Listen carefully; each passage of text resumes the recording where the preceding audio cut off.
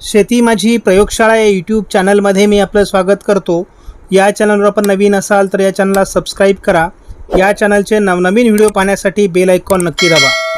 आपणास व्हिडिओ आवडल्यास लाईक आणि शेअर अवश्य करा. नमस्कार, मी डॉक्टर मच्छिंद्र बांगर महाराष्ट्रातील हवामान परिस्थिती संदर्भात व बदलत्या हवामानासंदर्भात थोडक्यात अंदाज व्यक्त करणार आहे. एक जोरदार अशा प्रकारचं WD उत्तर भारताच्या दिशेने सरकत असून लवकरच राजस्थान गुजरातमध्ये त्याचा प्रभाव पडण्याची शक्यता आहे. एक WD पूर्व भारताच्या दिशेने आहे. वातावरणात नेमकी काय बदल होतोय हे आपण बघणार आहोत. महाराष्ट्रात सध्या स्थानिक पावसाचं वातावरण तयार होत आहे. त्यामुळे जिथे जिथे कमी दाब स्थानिक प्रकारे तयार होतोय तिथे ढगाळ वातावरण तयार होतंय. काही ठिकाणी हलक्या ते मध्यम स्वरूपाचा पाऊस देखील पडताना आपण गेल्या 2 दिवसात बघितलाय.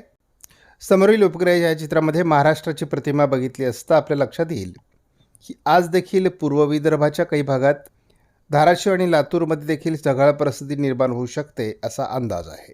JFS मॉडेलने तरी सध्या लगेचच पावसाळी परिस्थिती दाखवलेली नाही. उद्या देखील JFS मॉडेलने पावसाळी परिस्थिती दाखवलेली नाही. 28 तारखेला उत्तर भारतात एक WD असणार आहे. हा WD उत्तर पूर्व भारतामध्ये पावसाळी वातावरण तयार करेल. वातावरणात 30 तारखेला बदल दाखवण्यात येतो आहे. मध्य भारतावर पावसाळी परिस्थिती निर्माण होण्यास स्थानिक कमी दाब वाढू शकतो. या स्थानिक कमी दाबाचा प्रभाव विदर्भात 31 तारखेला दाखवण्यात येतो आहे JFS मॉडेलनुसार. आपण बघतो हा प्रभाव पूर्व भारताकडे 1 तारखेला सरकेल असं दाखवलं आहे. 2 तारखेपासून हा प्रभाव कमी होईल. मात्र 3 तारखेला पुन्हा एकदा महाराष्ट्राच्या विदर्भ आणि मराठवाड्याच्या दक्षिणी भागात पावसाळी वातावरण दाखवलं जातं आहे. याचाही प्रभाव 4 तारखेला संपेल असा अंदाज आहे. म्हणजे एकूणच फार मोठं पावसाळी वातावरण महाराष्ट्रात तयार झालं नाही तरी अधूनमधून स्थानिक कमी दाब तयार होणार आहे आणि या कमी दाबामुळे महाराष्ट्रात पावसाची शक्यता असणार आहे. ECMW मॉडेलनुसार सध्या महाराष्ट्रात ढगाळ वातावरण राहण्याची शक्यता आहे. उद्या एक WD उत्तर भारताच्या दिशेने असेल. श्रीलंकेच्या दरम्यान एक कमी दाब असेल. 29 तारखेला दक्षिण कोकणात थोडं पावसाळी वातावरणाचे संकेत आहेत. 30 तारखेला मात्र या मॉडेलने महाराष्ट्रात विरळ पावसाची शक्यता वर्तवली आहे.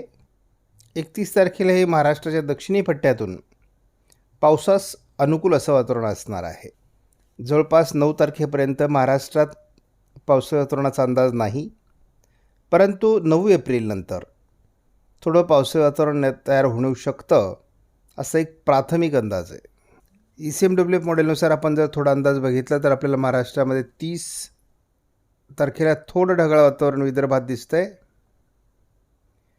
दोन्ही समुद्रांमध्ये पावसास अनुकूल अशा प्रकारचं वातावरण तयार होतं आहे. मात्र दरम्यानच्या काळात उत्तर भारतातील WD कमजोर होत आहेत.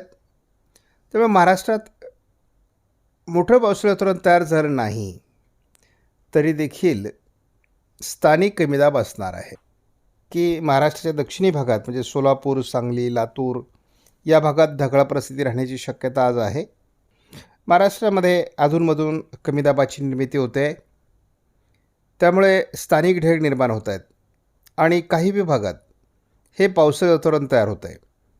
त्यामुळे साधारणपणे या पावसामुळे हलक्या ते मध्यम स्वरूपाचा पाऊस काही भागात महाराष्ट्रात होऊ शकतो. कमी दाब किंवा ट्रफ लाईन अशा प्रकारचं वातावरण नसलं तरी केवळ स्थानिक कमी दाबामुळे महाराष्ट्रात पावसाची शक्यता आहे. परंतु हा पाऊस सर्वच ठिकाणी पडणार नाही. ज्या ठिकाणी कमी दाबाचं वातावरण तयार होईल स्थानिक स्वरूपामध्ये तिथे हे पाऊस पडणार आहे. तर हे वातावरण कधी आणि कुठे तयार होईल या संदर्भात आपण बारकाईने अंदाज बघणार आहोत. आपण बघतो सध्या सोलापूर किंवा बीड, अहमदनगरच्या दक्षिणी पट्ट्यात ढगाळ परिस्थिती राहणार आहे. आज 26 तारखेला महाराष्ट्रात विरळ ढगाळ परिस्थिती आहे. त्यामुळे लगेचच पावसाळी परिस्थिती तयार होईल असं वाटत नाही, परंतु बीड, अहमदनगरवर ढगाळ परिस्थितीची शक्यता आहे.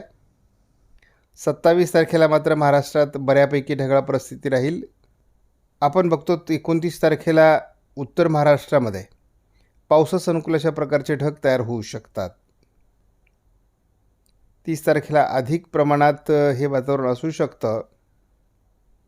विदर्भामध्ये आणि मराठवाड्यामध्ये याचा जोर सोलापूरपर्यंत असणार आहे. 31 तारखेला छत्तीसगड आणि ओरिसावर थोडं पावसाळी वातावरण तयार होणार आहे. त्याचा थोडा विदर्भात परिणाम होऊ शकतो. त्यामुळे महाराष्ट्रात अधूनमधून ढगाळ परिस्थिती तयार होणं किंवा पावसास पूरक अशा प्रकारचं वातावरण तयार होण्याचे प्रकार घडणार आहेत. फार मोठा पाऊस महाराष्ट्रात होईल असं वातावरण नाही. आपण 2 तारखेला बघतो सोलापूर दक्षिण पूर्व भागामध्ये पावसास अनुकूल अशी स्थिती निर्माण होणार आहे.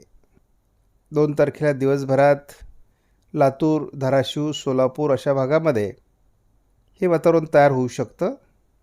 हे वातावरण 3 तारखेला मोठ्या प्रमाणात सोलापूर सांगली भागात असणार आहे.